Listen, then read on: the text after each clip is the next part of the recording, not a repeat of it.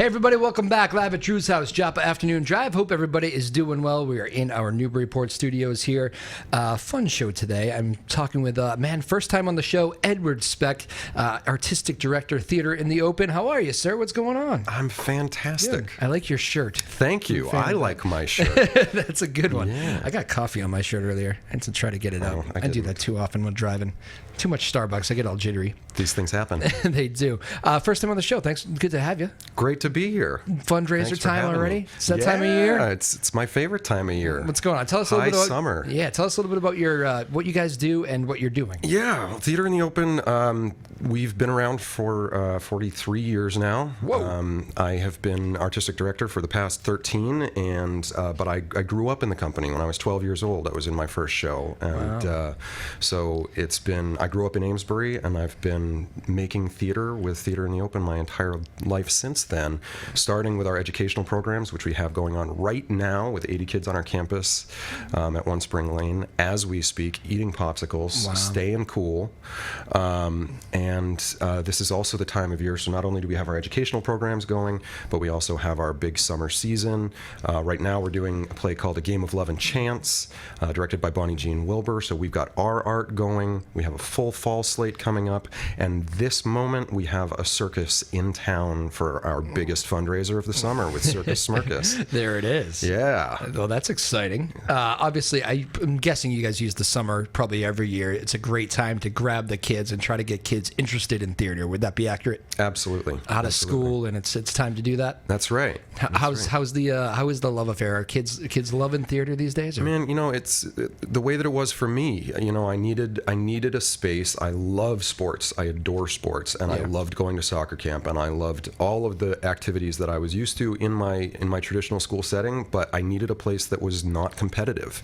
I was 12 years old, and I needed a place where I had value, not because I was fastest or smartest, but because everybody has a story to tell. Yeah. And entering an environment where that's what was being asked of me, to tell my story and to trust other people to listen to my story and to just have fun and dance and run around and make friends. Yeah. That's what I needed, and it's been my life's pleasure to get to keep on doing that every summer since. When did you? What point in life did you say, you know what? I think I kind of want to make a career of this. Oh man, I can say that when I was 14 or 15, I turned to my best friend in the theater, Dylan, and I said, we should do this when we grow up. We should live here. And then I changed my mind at some point, and then in my mid-20s, the opportunity came along, and it was like the perfect opportunity to get back to what I had learned and to carry it on for the next generation. So it's a real daily pleasure for me. I now have 2 daughters, and my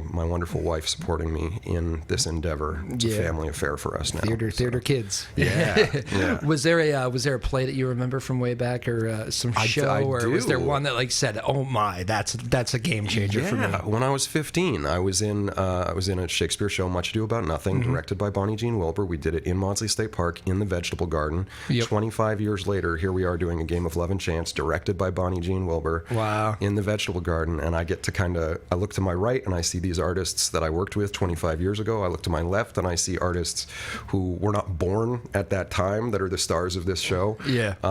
And seeing that intergenerational play, seeing the people that came before me that made a space for me to be in, and now seeing the next generation come up into that is extraordinary. When you talk about that next generation, how it must make you feel great to see kids that you've made that connection with, because I'm sure some kids try it, and like any camp, right? Yeah. They try it, they go, it's not for me, they do something Absolutely. else. But when you've connected with somebody and it's like, it must be the greatest feeling. It is wonderful to see people entering into fields that maybe they didn't think they'd be able to, because they see later career artists who say, no, this is a real possibility. You can make a living doing something you love.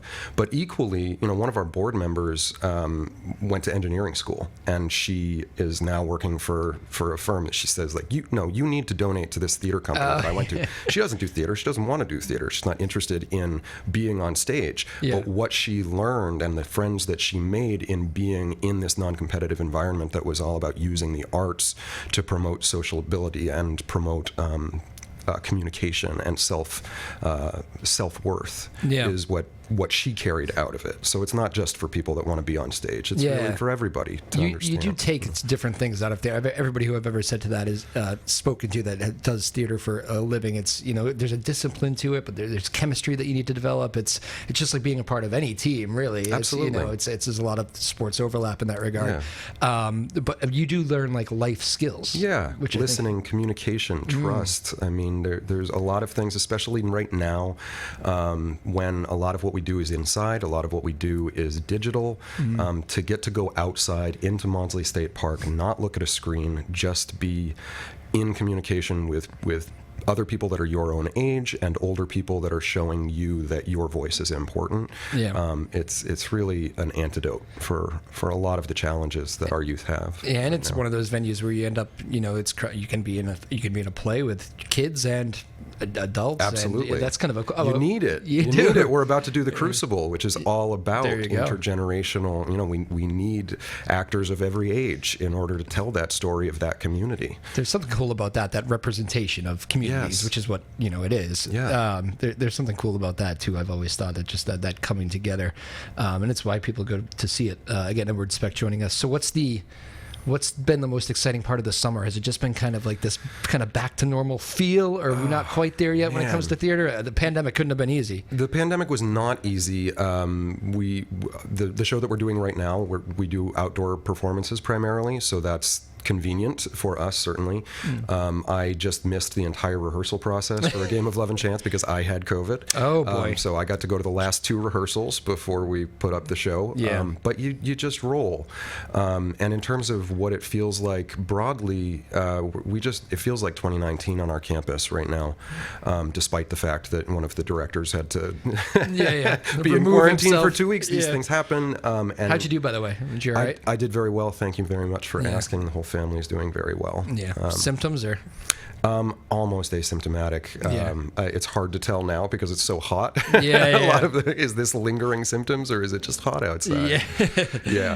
But the one of the biggest traditions that I look forward to every summer is the visit of Circus Smirkus, and they came for the first time 25 years ago. This is their 35th year on the road. They've been coming here since 25 years ago, and to not have them for the past 2 years, because that's a very different beast. They travel all over New England. They usually have their performers who are all under the age of 19. It's 11 to 18 is the age range for these performers, which if you think of when you watch the Olympics, you watch the gymnasts, there's nobody over the age of 19 there either. Like, they are doing work that you need a young, strong body to accomplish, and they're at the top of their game, and they need support of the communities that they go into, and usually we're opening up our homes and inviting people to the performers to stay in the homes of people in the area. And obviously with the pandemic, that kind of tour schedule was just not going to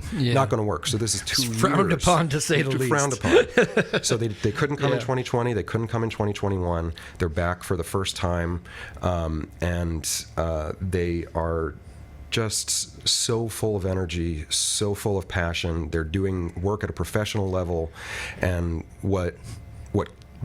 when I sit in the circus tent and I watch, half of what I'm watching, it's all in a ring, of course, because traditional circus European setup, you see the performers and then you see everybody on the other side who's kind of mirroring you. And you see all the children that are sitting on the floor around the ring and all the adults that are sitting back on the bleachers behind them.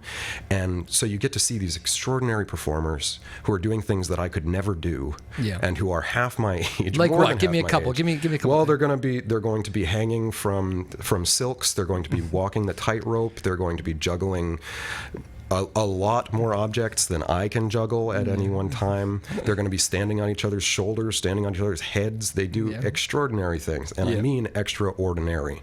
And then you can see the children's faces, the young people who are 8, 9, 10, looking up at these teenagers and thinking, wow, that's possible. I could do that. And all the parents behind them going, oh my gosh, I could never do that. It's a really inspiring experience. In addition to it just being a beautiful thing to watch, it's also an inspiring thing to watch. Just because you mentioned gymnasts, it is. I mean, it's gymnastics in a lot of it, right? I mean, Absolutely. In a lot of, I mean, I know it depends on what you're doing, I guess, but so much of that, okay, you definitely maybe could have been done an Olympic run at some point if you're doing that. Absolutely. You know? Absolutely. Is that where a lot of that comes from? It probably is. And it speaks a lot to the again the idea of, is this competitive or is it not competitive? And in the Olympics, if you are fourth best, then that's the tagline on your career. You never medaled. Yeah. If you take that talent and that energy to a circus ring, it's not about whether you're the best. It's about what can you do in this moment? What extraordinary thing can you pull off and make the audience just drop their jaws?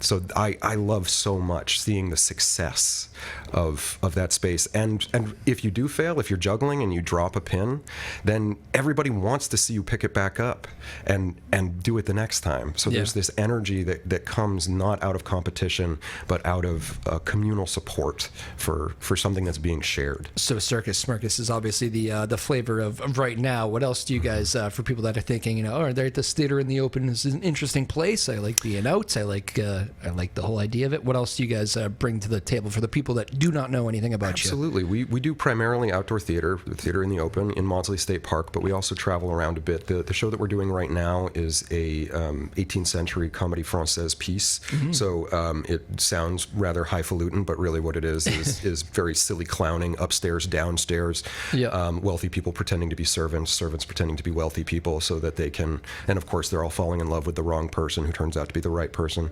So it's rather goofy, but we keep our pinkies out because we're drinking tea, right?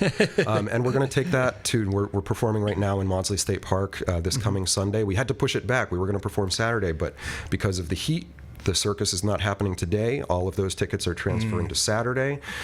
So we'll have 4 shows of Circus Smirkus tomorrow, Saturday, and then Sunday we get back on our own performance schedule, 4 p.m. in Maudsley State Park for the game of Love and Chance. Trials and tribulations of outside work, right? Absolutely. I mean, not even just the heat. I mean, I'm sure it's New England. You get all sorts of stuff, right? I mean, you guys probably get used to this to a point. Is heat the toughest?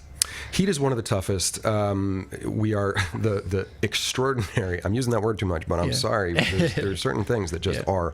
Bonnie Jean Wilbur, in addition to directing our show, has costumed it. Every piece of costume is a bespoke, beautiful, handcrafted, period piece of. It does get a little bit hot. Yeah. In those 100-degree temps are not good costumes. For that. That's right. So, but you get used to it, and then the fall's going to roll around, and we'll be doing The Crucible, and we'll be doing Edgar Allan Poe, and the air will be a little bit more pleasant and good for spooky stories. And a week like this, it's probably not. Also, you guys maybe even if you could deal with it as a crew and a cast, it's probably you're also thinking of the audience a little bit too, right? Are they really going to enjoy it? Whenever you look at a space, you need to know that there's shade for the audience, shade for the actors. How close are we? And we have, when we did The Tempest in 2019, we had a bad heat wave, and we actually instead did a live rehearsal that people could come visit. The dance place down in the Tannery offered us their space. Gotcha. So you roll, you try not to cancel if you don't have to. Yeah. Today is actually the first canceled Circus Smirkus show in their 35-year history. Wow. And they had the space, luckily, in their schedule to move to Saturday. But this is the first time that they said, you know what? We don't have to have everyone in a tent in 95-degree heat, so we'll move it to Saturday. Congratulations, Newburyport. Yes. Exactly. But I have to say, there are challenges with doing work outdoors, and there are certain shows that you really don't want someone's frisbee flying into the middle of when you're performing in Maudsley State Park. But there's also the outside world becomes part of the story. When we were doing The Tempest in 2009, Prospero called for rain, and the rain fell, and the audience and the actors just kept the play going, and everybody felt that symbiosis, that beautiful synchronicity of time and place. We also had a falcon perch in a tree while we were singing about how beautiful nature is during Shakespeare's As You Like It one year. So that's good stuff. These things happen. Yeah. That reminded me of you ever heard the Prince Super Bowl halftime story? No. It was I think it was Miami, Florida, and they were going to get one of those typical Florida storms, and they said looks like it could hit right at halftime during the Super Bowl. And so one of the guys running the halftime show calls Prince. Didn't actually call Prince because Prince notoriously never had a cell phone. This will be a quick story, don't worry. But they got to Prince's people, hands the phone to Prince, and the guy goes, "Hey, just so you know, it looks like it's going to downpour during your Super Bowl halftime show. I don't know what to do. I know you got 2 dancers out there in high heels. Anything we can do to help you out, let us know. We'll try to make adjustments here. I know it's late to the game." And Prince laughed. And he goes, "Can you make it rain harder?" And the guy was like, he goes, "I hung up the phone and I go, was that the most awesome rock star answer ever?" Yes. And of course it downpoured in Purple Rain. Purple Rain. And there it was. You know? Rain. It was just one of the coolest Super Bowl halftime moments, I guess, of all time, probably. You can't make it happen. So you just say thank you when it does. Yeah, I guess so. Yeah, but there you go. That's all. That's what I thought of when you said the rain came down on us at the right time. How many people usually you get for this? This is a traditional European circus tent. It fits 800. That's a lot of people. So it's a lot of people, and we do tend to sell out. So we've got our fingers crossed because this is a huge fundraiser for us. Not only is this the circus itself, Circus Smirkus is a nonprofit. Yep. They do this for the passion. They do this for the tradition. They do this for the youth that come through there every year.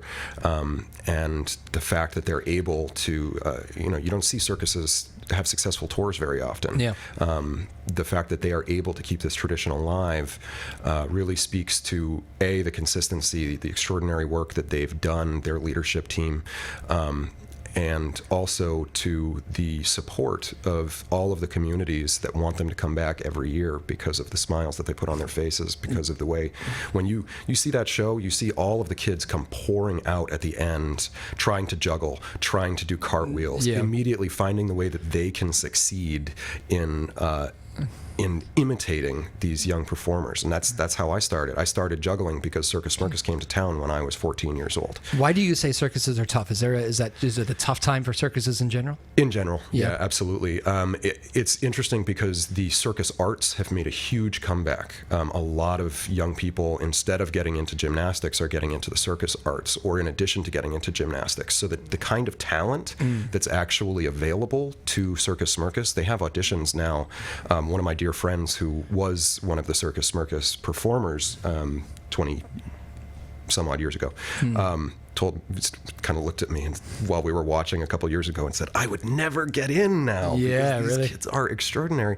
And so while the circus arts have really gained popularity, the financial model of a touring circus has become much, much more difficult to maintain. So it's a very interesting balance, and a lot of performers, particularly I know of a lot of performers that have come through as young people in Circus Smirkus who have founded their own companies or are going on to work with other companies that work not in the traditional manner because it's just too expensive to keep an entire traditional circus tent on tour, and they're looking at ways to reduce their carbon footprint. Circuses that just perform outside without any equipment, so that their carbon footprint when they tour is very small. People that stay in one community and only perform in that community and do very limited tours. But there's a whole generation of circus artists, a lot of them from Circus Smirkus, that are figuring out how to keep the performance aspect of circus alive and well. What about because there's been so much talk over the years, the whole animal aspect of the circus too. Is that what? Because I know that a lot of big circuses ran into problems and had to shut down because of groups saying that whatever. Where does that stand in the circus world right now? Right. I think there's been a sea change there. Circus Smirkus has never used animals. They have. I know that I remember one year they had horses from I think an Italian circus that came and visited 20 years ago or so, but they've never toured with animals themselves. Yeah. So it hasn't been an issue for them, but my friends that have come from Ringling and Barnum and Bailey have seen that transition. Yeah, those are the big ones, right? Yeah. And I think broadly the circus world has adapted very well and very positively to those changes. Well, that's a good thing. Theater in the open. You talk about all the events you have. I know a lot of people are thinking, because we do a lot of music on this show, have a lot of local musicians, and a lot of people are probably thinking, I could play that place. Do you ever do music, or is it something you guys thrown around within the idea tent, or? Music is like all of the arts, they worm their way into, and if you're going to tell a story, you work with what's available to you. We are not a venue.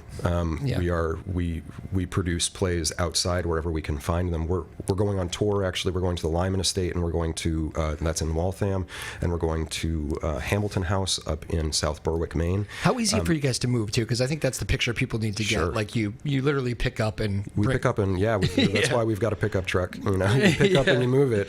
So we're very agile because we're used to performing in non-traditional theater spaces. We don't use microphones. We don't use lights. We just show up and we tell a story. Okay. So in terms of that lends itself very well to acoustic music. When we do our Maudsley is Haunted production, we had some wonderful musicians from Berkeley joining us this past year. Oh, nice. We can work whatever talents we have in, and so if there's any musicians out there that want to do some theater, please. There you go. Give me an email, edward@theaterintheopen.org. We do pantos at the Firehouse every year, and a panto is a comic approach to a traditional story. So we were doing the Nutcracker, and of course the Nutcracker is all about dance, all about music. So we had our dancers, and then when we had auditions, we had all these actors show up who wrote on their audition form under special skills. I play the trombone, I play the drums, I play saxophone. Wow, okay. Yeah. So then you're writing the play based on the people that audition.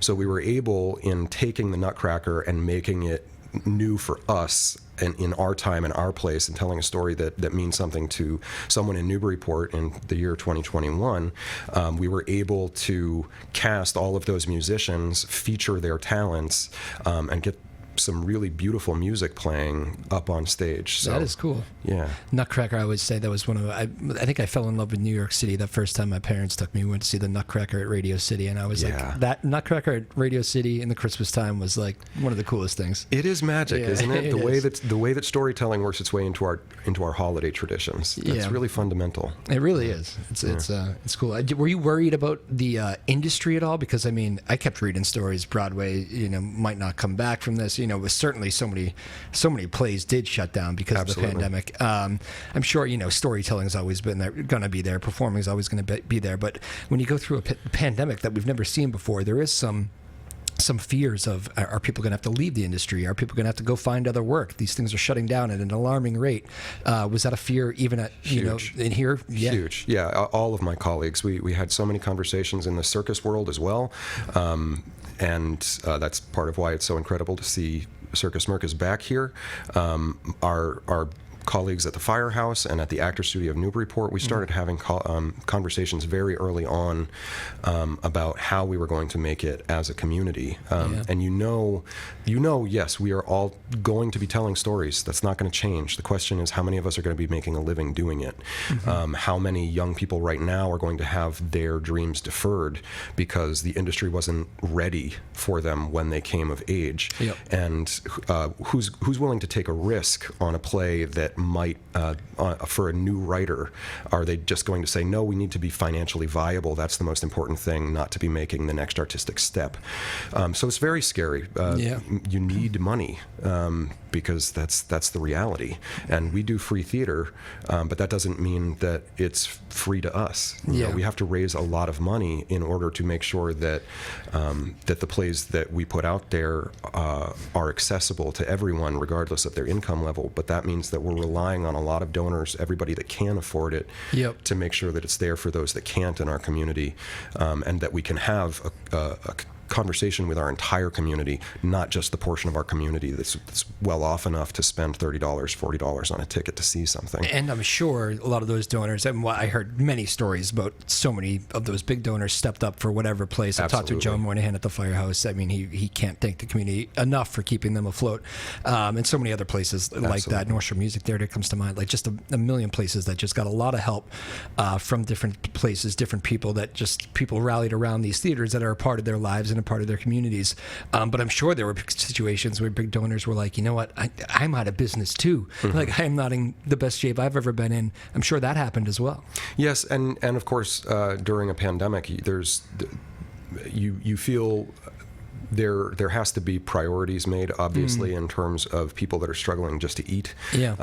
There are so many complications in something that is it's not just a threat to our industry; it's a threat to so many people's livelihoods. Yeah. So watching donors step up to say, I'm going to be able to. There were certainly other. There were disruptions that kept donors from being able to donate, but there were also a lot of. I'm obviously not going to say winners, but a lot of people whose businesses were not affected, who were able to take the luck that they had and say, how am I going to reinvest this luck? Yeah. And then the Build Back Better bill was just foundational to the next generation of artists. Without that, I think it would be a very different conversation. Really? Wow. Yeah. So you give a lot of credit there. Huge. That's good to mention. Edward Speck, again, artistic director here. When you talk about putting on these shows, well, actually, one thing I know people are going to want to know more about the move. So you say you got to move to another community. In in a week. When do you move again? When you picking up and moving? Our next tour date is the 14th. We're going to be in South Berwick, Maine. So okay, so you got to go to South Berwick, not down the street. Nope. So Theater in the Open is going to move. What do you does everybody all hands on deck? Like moving into a house, no, everybody helps. This is you got a crew. Easy peasy. Easy crew. Yeah, All absolutely. We've got a cast of 10, and it's a cast of 10. Cast of 10. Okay. Cast of 10 doing that seems small to me, sorry. It's, Small but mighty? We might have 25 in a show. We might have 4 in a show, whatever the story demands. So this one, The Game of Love and Chance, is about 2 sets of lovers and then 2 people that kind of pick on them the entire time. And their valet and their what for this show, we are used to packing up the truck and driving it into Maudsley State Park, unloading the truck, and performing. And so for this one, we're going to pack up the truck, we're going to drive up 95 and go to South Berwick, and then we're going to pack up the truck and bring it back home. So we're very nimble. And is it always that same kind of setup? Yeah. Same. So because when we do outdoor theater, generally speaking, we're not talking about a set. We're not talking about a lot of props. We go into a space and we say, where does the story that we have to tell fit in these 500 acres of gorgeous Maudsley State Park? Right. And we look for shade and we look for acoustics, but generally we're looking for, where is there a tree that is going to really center this story? Where is there the right backdrop of the Merrimack River for us to tell this story? So we're already adapting to the space. And when we go to Lyman House, when we go to Hamilton House, we get to see their beautiful space and say, how is our story going to be told differently in this space? When we do the Crucible, we're going to be doing that in Rocky Hill Meeting House over in Salisbury, which is owned by Historic New England. And that space has not changed since 1785, basically. So it's got its story to tell that is going to reverberate through the Crucible. So that's a good way of putting it. So I think so it's less what you're bringing to the table or bringing to a space. It's adapting to the space around you and trying to figure out how it works in that particular area. Gotcha. So that is theater. That's Theater in the Open. The space tells the story. You make T-shirts. You should say that. We tell the story too, but the space. We also helped.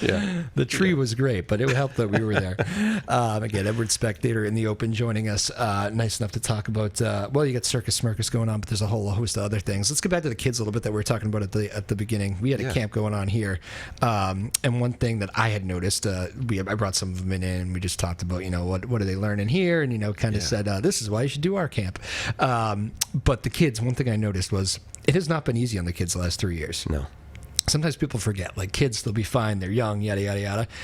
Probably true, but also it's not easy. It's still, it's not cool to have to wear a mask to school and not, be told you can't go hang out with your friends or all this stuff. And I noticed like a renewed energy even from them coming out of this. I think it's probably fair to say there's a renewed energy for everybody jumping back into the arts, but I definitely feel it from the kids that are like just so excited to get back to normal a little bit. You feel that? Hugely.